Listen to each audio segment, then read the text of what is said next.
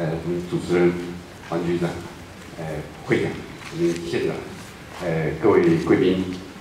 各位先进，还有我们进来的乡亲，大家早安。好。现在由我们交通局来为各位做一个交通的一个现况报告跟我们的需求。在这个交通的报告之前，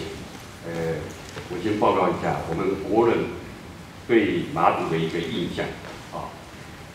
这个2015年雅虎网站评选我们全世界10大必去的小岛，马祖名列第5名。那 ET Today 东森旅游云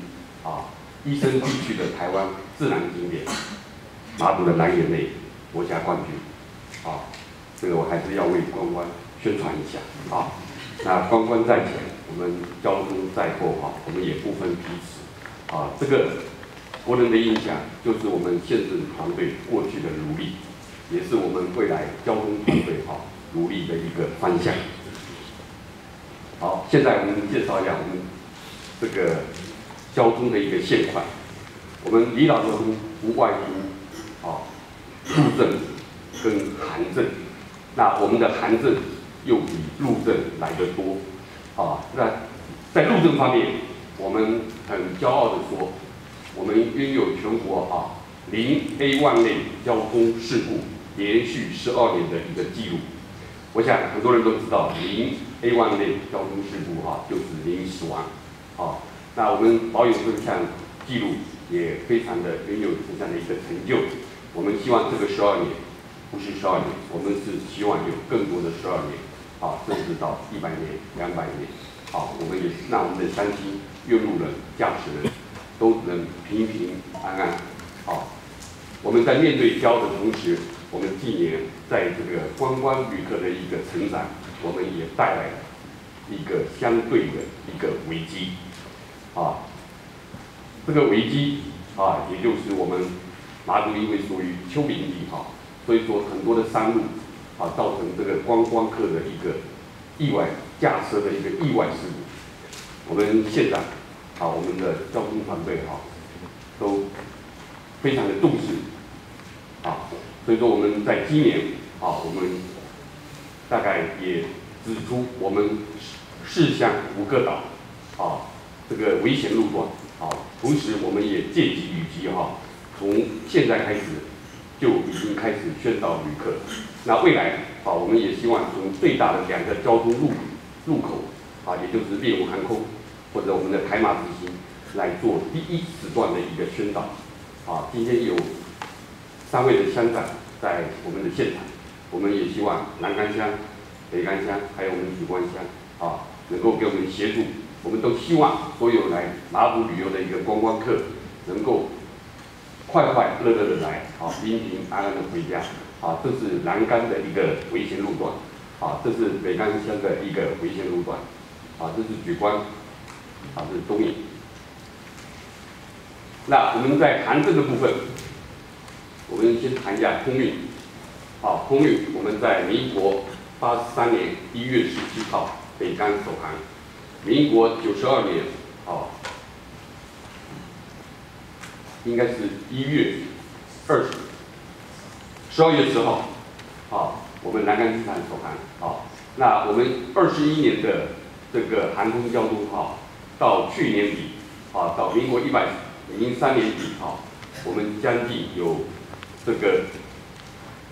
运输量是在接近30万30万人次那我们面对了相当程度的一个运人的不足今天刚好立荣航空的这个黄主任也在现场黄主任在10月1号要调离我们马祖，我们感到非常的不舍，那我们也非常的珍惜同时我们也恭喜黄主任黄主任因为他要回到台北松山基本上对经过马祖历练的一个主任到台北的松山站对我们马祖是一项力度是一项力度我们也希望黄主任能够记得我这一句话我们有感这1、2年来我们航空交通这个运能严重的一个不足了啊，严重的不足。虽然立功非常的努力啊，但是我们经常看到我们的国人同胞，我们这个孩子在我们的机场，在我们的码头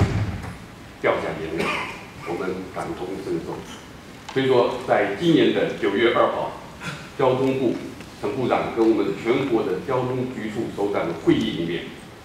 我们连江县政府提出了一个不滞留的计划。不滞留，所谓的不滞留，也就是所有的旅客当天不要滞留在码头。我想潘主任可能压力很大，所以说我想说，我们这个计划提出，我们希望交通部要面对，要严厉，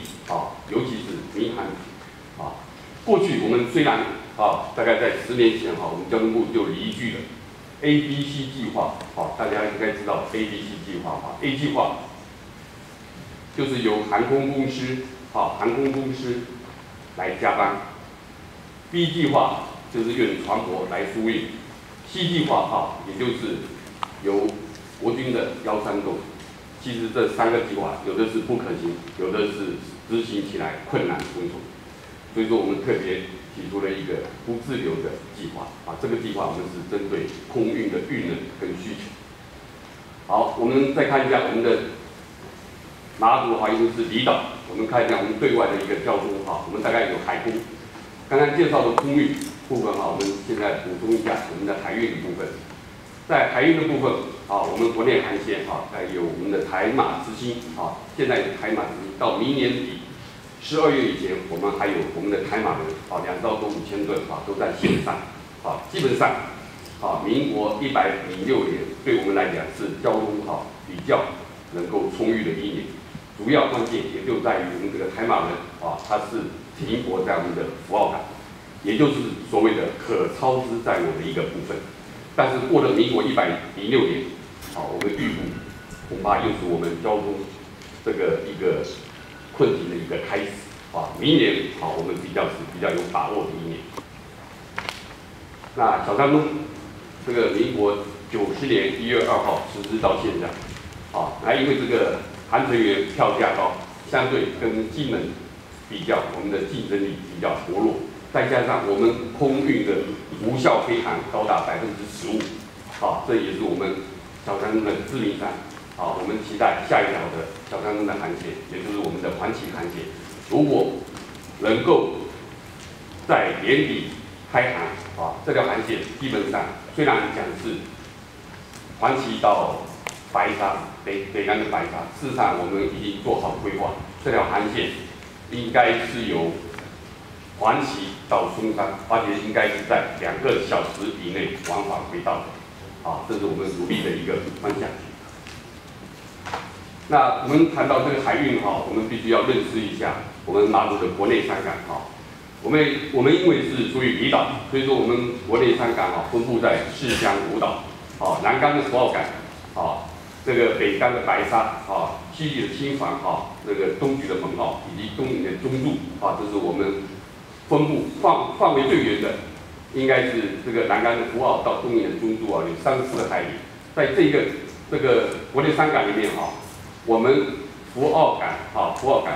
大概我们的1年的一个旅客进出量应有50几万50几万。我们的福澳港也确定了我们马祖对外交通一个枢纽的一个地位我们福澳港因为有3条航线我们有离岛航线，我们有国内航线，我们有两岸航线这个数据跟它的地位都非常的一个明确那我们谈一下我们交通建设的一个成果。这个6月6号，我们东海明珠首航。东海明珠，它是现有我们离岛交通船上面吨位最大350吨，强调它的吨位就是强调它航行的一个安全，航行安全那目前它是执行南竿到莒光的交通运输，那平时也支援南竿到东引的交通运输，特别它是客货2运轮，它有运能载客190人，还可以载运货物，还有车辆，我们的乡亲，离岛的乡亲需求在哪里，我们的交通法资源又到哪里？这就是我们东海明珠交通建设的成果。我要把这个海马之星放在最后，跟各位做一个报告。海马之星在8月12号首航，7月底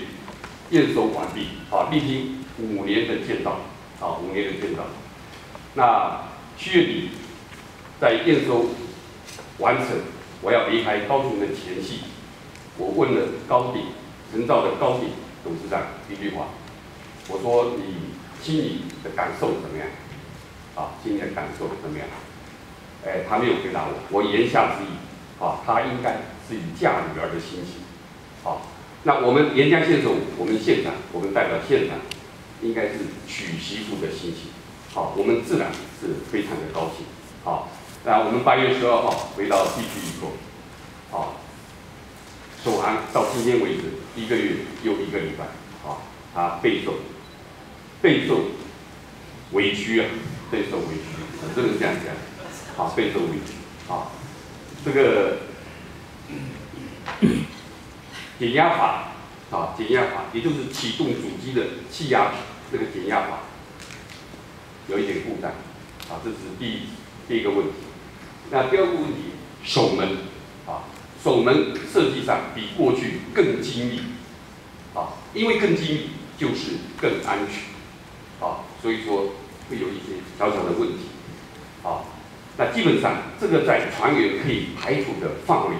之内，基本上都没有航行安全的疑虑，没有航行安全的疑虑。那冷气的部分基本上属于旅客服务的范围，我想这些